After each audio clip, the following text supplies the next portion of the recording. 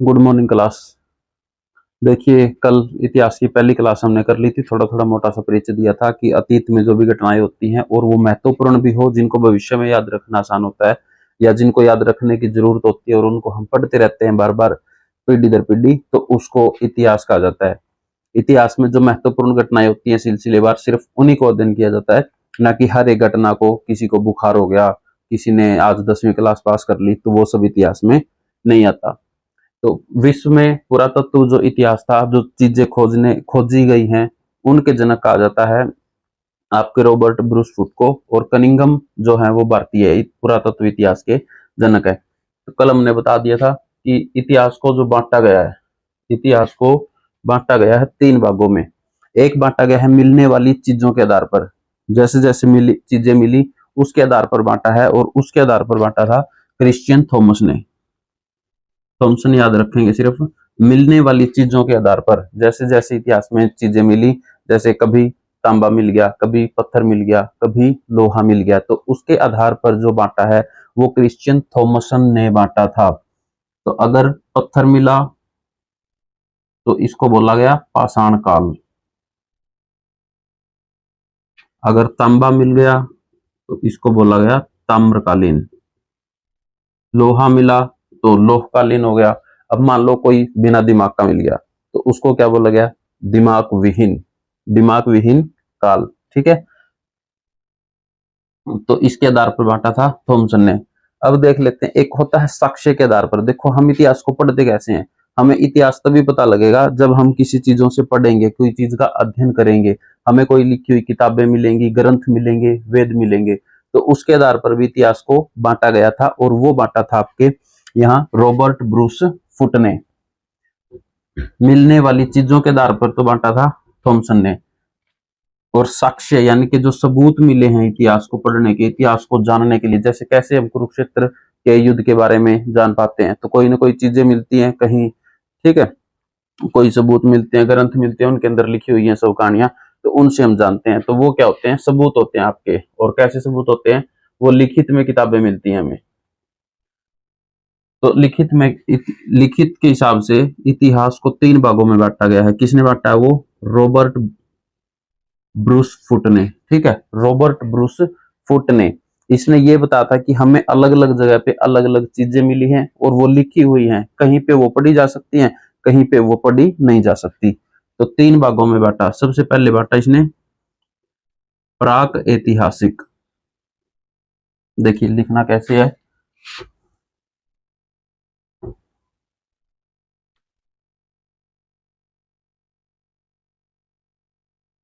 इतिहास तीन भागों में बांटा रॉबर्ट ब्रूस फुट ने। प्राक ऐतिहासिक,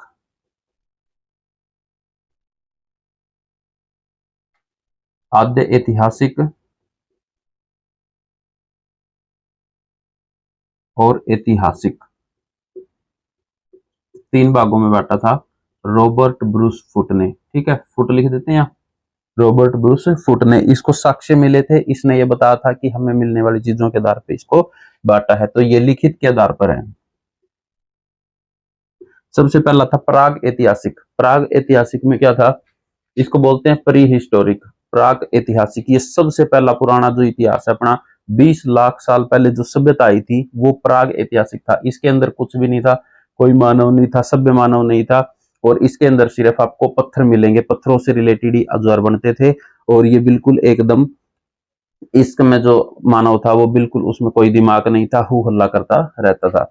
दूसरा आपका आएगा आद्य ऐतिहासिक। इसके कोई भी लिखित सबूत नहीं मिले हैं, ये कहीं भी लिखा हुआ नहीं है। दूसरा है आद्य ऐतिहासिक। इसमें आपके लिखित में है, ये आद्य ऐतिहासिक, इसमें आपके लिखित सबूत हैं। हालांकि इनको पढ़ा नहीं जा सका, जिसने इसको लिखा था वही इसको पढ़ पाया है। और तीसरा है ऐतिहासिक।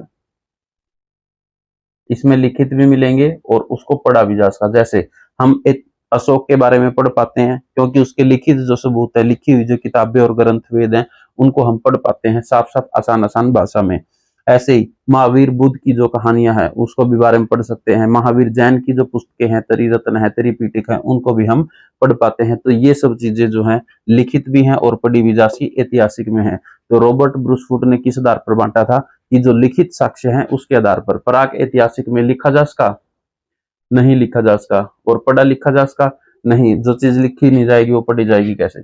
आद्य ऐतिहासिक में लिखा गया लेकिन इसको पढ़ा नहीं सका, ठीक है, इसको पढ़ा नहीं जा सका क्योंकि ऐसा ना लिख के गया। चाइनीज भाषा पढ़ पाता है जी कोई, तो वैसे ही कुछ ऐसा ही लिख के गया था। हालांकि चाइनीज भाषा जो है चाइनीज लोग पढ़ पाते हैं लेकिन हम नहीं पढ़ पाते, तो इसलिए लिखा गया था ये, लेकिन लिखने वाले ही पढ़ पाते थे इसको, हम लोग इसे नहीं पढ़ सके।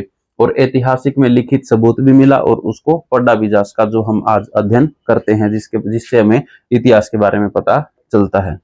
अब हम इसको एक बार एक, तो युगों के आधार पर, मिलने वाली चीजों के आधार पर बांटा था थॉमसन ने, और लिखित के आधार पर बांटा था रॉबर्ट ब्रूस फुट ने। अब हम सबसे पहले देखेंगे प्राग ऐतिहासिक को। 3 भागों में बांटा था। प्राग ऐतिहासिक को बोलेंगे प्री हिस्टोरिक, आद्य ऐतिहासिक को प्रोटो हिस्टोरिक और ऐतिहासिक को हिस्टोरिक। प्राग ऐतिहासिक,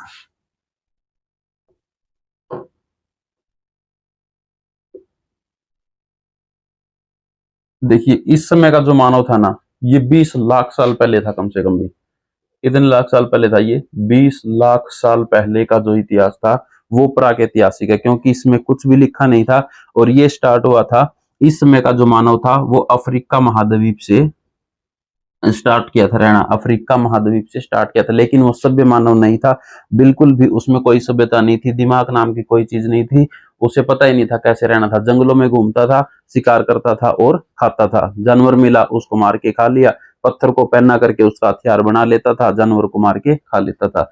तो ठीक है, और ये जो मानव था अफ्रीका महाद्वीप का, ये असभ्य मानव था, असभ्य मानव। और जो सभ्य मानव की शुरुआत हुई थी वो हुई थी एशिया महाद्वीप से। सभ्य मानव कहां से रहना स्टार्ट किया था?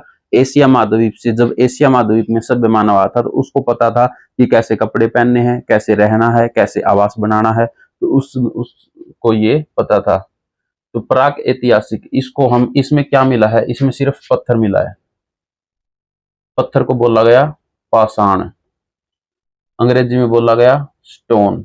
तो प्राग ऐतिहासिक को जो है उसको स्टोन एज भी बोला जाएगा, पाषाण काल भी बोला जाएगा, पाषाण काल या स्टोन एज, क्योंकि इस इतिहास में हम ये सिर्फ थोड़ा सा ये, इसमें सिर्फ हम पत्थर का अध्ययन करेंगे, इसके अलावा इसमें कुछ नहीं है। अब पत्थर जो है, आदमी क्या करता था? शिकार करता था।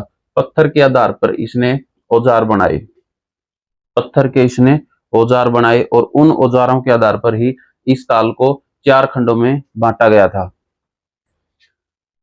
पत्थर के औजार बने तो उसके आधार पर ही इसे 4 खंडों में बांटा गया था। पहला था पाषाण काल, इसे क्या बोला गया? प्रागैतिहासिक को पाषाण काल, पाषाण काल यानी कि स्टोन एज। अब ये तो था मुख्य पाषाण काल। अब इसको 4 भागों में बांटा था आगे। एक आ गया नवपाषाण, यानी कि जब पाषाण काल स्टार्ट हुआ था तो वो नया नया स्टार्ट हुआ था, और वो नवपाषाण काल आया। बिल्कुल स्टार्टिंग का जो फेज था 20 लाख साल पहले का, वो अपना नवपाषाण काल कहलाया। दूसरा इसमें आ गया मध्य पाषाण, मध्य पाषाण। तीसरा नवपाषाण, नवपाषाण की जगह ये पूरा पाषाण, नवपाषाण आएगा पूरा पाषाण, यानी कि बिल्कुल प्राचीन। पूरा पाषाण मतलब सबसे प्राचीन भाग 20 लाख साल पहले का। फिर मध्य पाषाण आता है, फिर आएगा यहाँ पे नवपाषाण। जैसे जैसे पाषाण काल में धीरे धीरे आदमी को थोड़ी थोड़ी समझ आती गई, कोई भी हो, जैसे बच्चा है उसको धीरे धीरे समझ आती जाती है कि नहीं आती, तो वैसे ही उस आदि मानव को भी धीरे धीरे समझ आती गई थी, और वो हथियारों को थोड़ा सा अलग रूप से ढंग से देने लगा था, लकड़ी का प्रयोग करने लगा, धीरे धीरे उसमें कील लगाने लग गया, और इस तरह से वो बड़े औजार बनाने लग गया था। तो नवपाषाण, और चौथा आ जाएगा आपका ताम्रपाषाण। ठीक है, जो ताम्रपाषाण है इसमें कांसा भी साथ में यूज होता था, तो इसे कहा गया ताम्रकांस्य, ताम्र व कांस्य, ताम्रपाषाण काल, ताम्रपाषाण काल। तो ये सबसे पहले का था, इस इतिहास का सबसे पुराना भाग है पूरा पाषाण। इसमें औजार बनते थे पत्थर के। मध्य पाषाण में धीरे धीरे औजारों से शिकार करने लग गया, फिर खेती करने लग गया, और फिर नवपाषाण में फिर और अधिक उसने थोड़ी सी उन्नत टेक्निक, मटका बनाने लग गया, उस पर रंग लगाने लग गया। और ताम्रपाषाण में इसने तांबा की खोज कर दी थी। तांबा की खोज, तो सबसे पहले जो खोज हुई थी वो तांबा की हुई थी।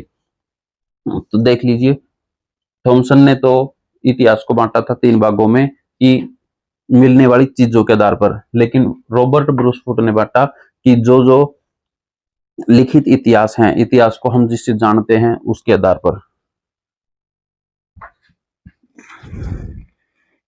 जो ये काल था पूरा पाषाण या पूरे पाषाण काल में ही कह सकते हैं, इसमें इस समय आदमी को बोलना नहीं आता था, हु हल्ला करता था। जैसे आज के आदि मानव होते हैं ना, वैसे हु हल्ला करता था, ओ हु हल्ला, इस तरह से। ठीक है। और फिर उसने धीरे धीरे, कोई लकड़ी डंडा हाथ में आ गया, फिर उसको कोई जानवर मिल गया, उसको मार वार के ये खा लेता था, शिकार करता रहता था। इसमें सिर्फ आदमी को कुछ भी नहीं था, ये सिर्फ इसमें अपना पेट भरना जानता था। और जो शिकार करके अपना पेट भरते थे पूरा पाषाण काल में, उसे कहा जाता था आखेटक। आखेटक। ठीक है। ऐसे ऐसे शब्द आएंगे इतिहास में, आपको समझ में नहीं आएंगे। तो आखेटक किसे कहा जाता था? वो आदि मानव जो शिकार करके कोई जानवर दिखा, उसको मार के उसने खा लिया, तो उसको बोला जाता था आखेटक, यानी कि शिकार करके जो अपना पेट भरता था। और ये जो पूरा पाषाण है, ये मानव खानाबदोश था। खानाबदोश मतलब घूम घूम के शिकार कर करके खाता था। तो ये जो मानव है, ये सबसे प्राचीन काल, सबसे लंबा चला था ये काल। पूरा पाषाण जो है ये सबसे लंबा चला था। लंबा कैसे चलेगा? देखिए, जैसे स्टार्टिंग में आप सबसे पहले नर्सरी क्लास में जाएंगे, तो पहले प्री नर्सरी, फिर पोस्ट नर्सरी, फिर कभी LKG, कभी UKG। तो सबसे लंबी जो क्लास चलती है वो नर्सरी चलती है। तो वैसे ये भी काल जो है वो सबसे पुराना चला था। और ऐसे ही कोई भी चीज होती है ना, वो स्टार्टिंग में आती है तो उसमें धीरे धीरे बदलाव आता है, धीरे धीरे बहुत ज्यादा टाइम लग जाता है। तो इसलिए पूरा पाषाण जो है वो सबसे लंबा काल था।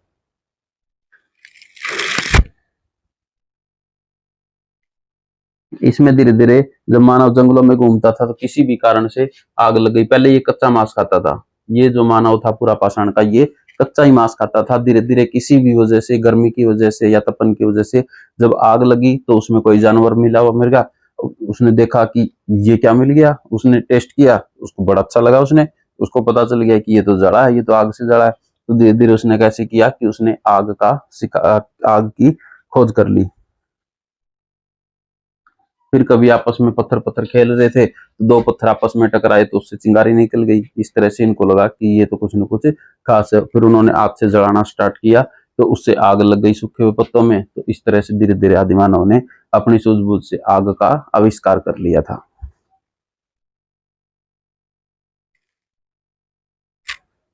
ठीक है। तो यहाँ तक रखेंगे, बाकी की क्लास कल करते हैं। आज के लिए इतना ही काफी है।